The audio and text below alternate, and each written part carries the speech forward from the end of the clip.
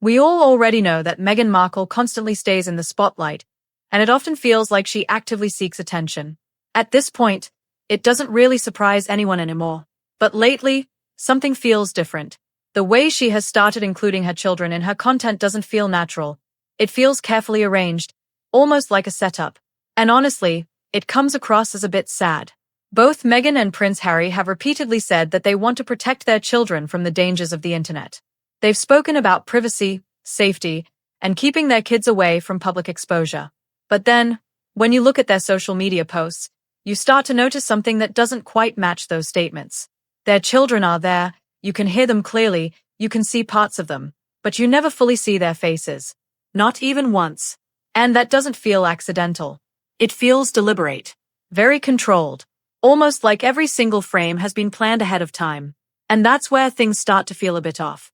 Because when it comes to celebrities and their children, most people in the public eye make a very clear decision. They either keep their kids completely out of the spotlight, or they openly share family moments with the public. There's usually no confusion. But Meghan seems to be doing something in between. She shows her children, but only partially. Their faces are always hidden in a very precise way. And that doesn't really feel like privacy. It feels more like a performance designed to look like privacy. So today, we're going to take a closer look at what's really going on here. Why does this feel so staged? Is this actually about protecting her children, or is it more about controlling how much the audience gets to see? And just to be clear before we go further, I'm not here to attack Meghan. I don't hate anyone. I'm simply observing what's being shown and sharing my perspective. And I'd genuinely like to hear your opinion as we go along. Now let's talk about that recent short video. At first glance, it looks like a sweet and simple moment. You hear Meghan speaking in a soft tone, you hear the kids in the background, and then suddenly Lilibet appears. It feels casual, like a normal family moment. But if you watch it again, slowly, you start noticing details. Her face is hidden almost perfectly. The angle is just right. The timing is exact. Even the flowers in the frame, the height of the vase, the way everything is positioned, it all lines up a little too perfectly. It doesn't feel random anymore. Are you having fun, my love? Aunt, laughter. Yes, I think you can. Let's go. Let's go. That small clip might only be around 10 seconds long, maybe even less. But within those 10 seconds, everything seems to happen exactly the way it should. And that raises a question. If Meghan didn't want to be interrupted while recording, it would have been very easy to avoid this. She could have simply told the kids to stay inside for a moment. Something simple like, "Give me 1 minute, I'll be right back." But that didn't happen. Instead, the moment plays out in a way that feels intentional. Like it was meant to look spontaneous, but actually wasn't. And that's where it starts to get interesting. Because it gives the impression that this wasn't just a random moment captured on camera. It feels more like something that was planned, maybe even repeated multiple times, until it looked exactly right. The kind of moment that looks natural, but is actually carefully controlled. Now the real question is, why would Meghan Markle go through all this effort? Before we get deeper into that, if you're watching this and have an opinion, drop it in the comments. And if you're enjoying this breakdown, feel free to like, subscribe, or support the video in whatever way you prefer. I genuinely appreciate it.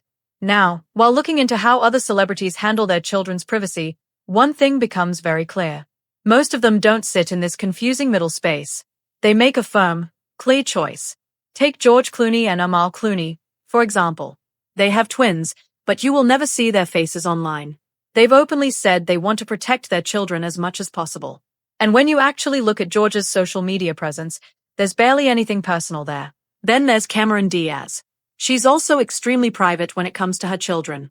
If you scroll through her social media, you won't find pictures of her kids at all. Not even small glimpses. On the other side, you have celebrities like Nicole Kidman. She shares family photos openly. You'll see her daughters, her family moments. It's all there, clearly and honestly presented. And then there's Catherine, Princess of Wales, who regularly shares beautiful, well-composed family pictures. You see her children clearly, and there's no attempt to hide or partially reveal anything. So again, the pattern is simple. There's always clarity. You either show your children, or you don't. But Meghan does something different. Things were different with me, of course. Very, very different. That line really sums it up.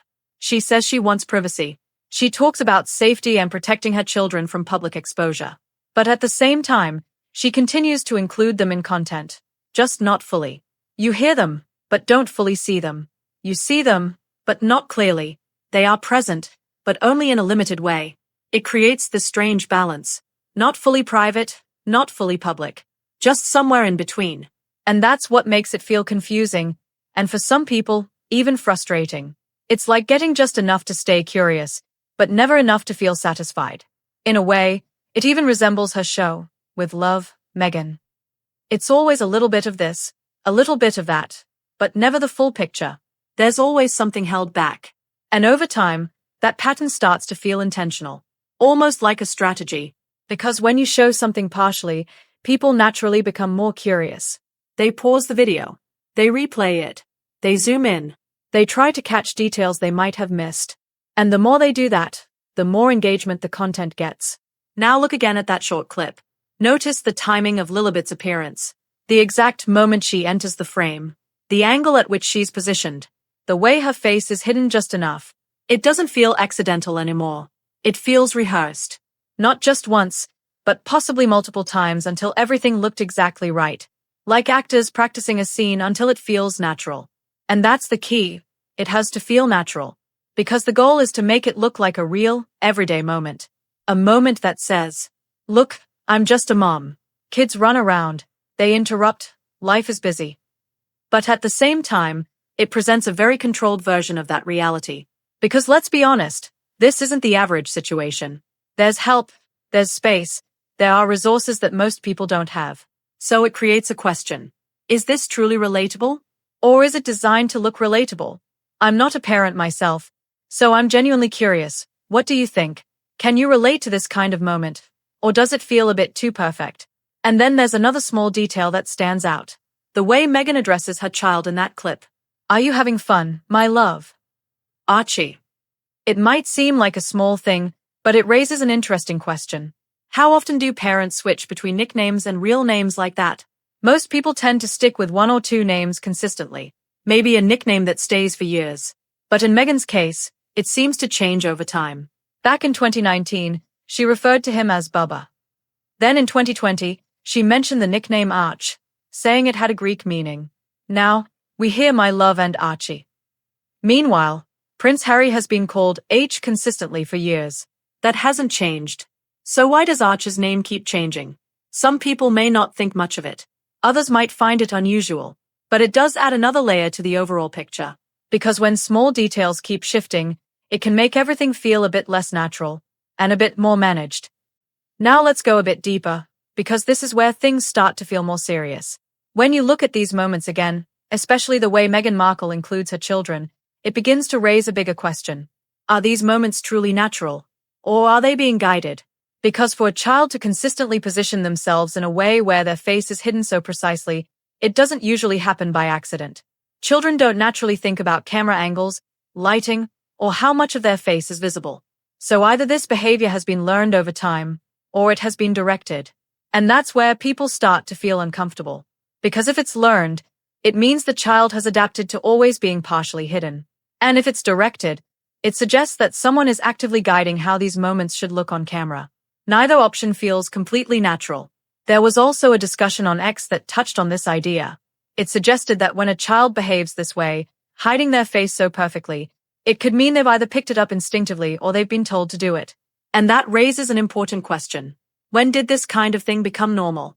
Because childhood is usually about being free, unfiltered, and unaware of how you appear on camera. But here, it feels different. It feels controlled. And that brings us to another layer of this situation, control itself. Some people believe that control plays a big role in how Meghan presents her life publicly. The idea is simple. She wants attention, but she wants it on her own terms. She wants to be seen, but only in the way she chooses. She wants engagement, but without criticism. She wants visibility, but with limits.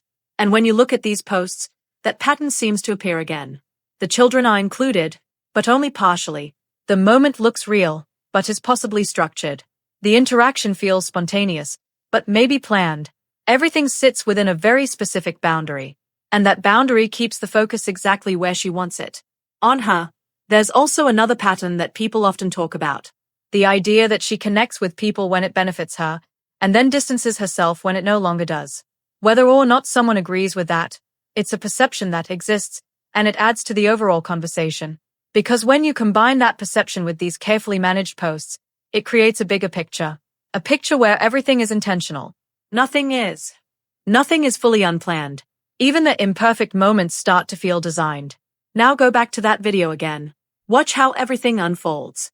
The timing, the movement, the positioning, the way Lilibet appears at just the right moment. It all lines up too smoothly.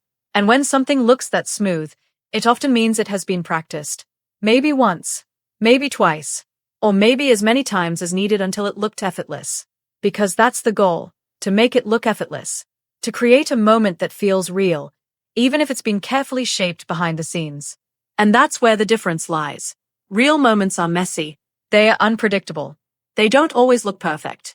But this looks polished. It looks controlled. It looks like a version of reality that has been adjusted just enough to create a specific impression. An impression of a busy, loving, relatable mother. Look at me, I'm just like everyone else. Kids interrupt, life is chaotic, it's not easy. But at the same time, there's a contrast that's hard to ignore. The level of control, the setting, the resources. It creates a gap between what is being shown and what is actually experienced by most people. And that's where the relatability starts to feel questionable.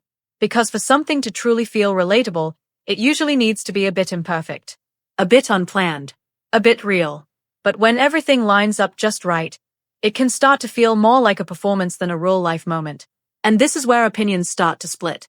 Some people see it as harmless. Just a mother sharing small glimpses of her life while still protecting her children. Others see it very differently. They see it as a calculated way to draw attention, using partial visibility to create more curiosity. Because the less you show, the more people want to see. And that curiosity leads to more views, more replays, more engagement. People pause. They zoom in. They rewatch. All trying to catch something that was never fully meant to be seen. And in that sense, hiding becomes a way of showing. Even more. So instead of reducing attention, it may actually increase it. And that brings us back to the main point. Is this really about protection? Or is it about control? Because those two things may look similar on the surface, but they are very different when you look closely.